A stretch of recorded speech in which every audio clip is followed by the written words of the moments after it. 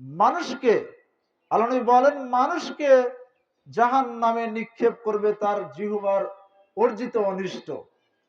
জিহ্বা দ্বারা যেই অনিষ্ট অর্জন হয়, এটাই শুধু একমাত্র মানুষকে জাহান্নামে নিয়ে যাবে।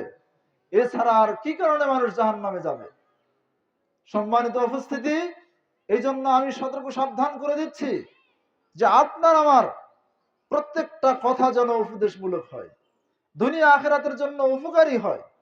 অনর্থক কথা এবং কর্ম আমরা বর্জন করবো ইনশাআল্লাহ। চারটি জিনিসের কথা খেয়াল করবেন।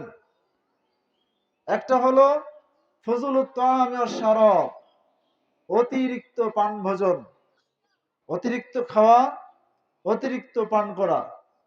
এইটা মানুষের তাকওয়ার পথে বড় প্রতিবন্ধকতা সৃষ্টিকারী একটি বিষয়। বেশি খাওয়া, বেশি পান করা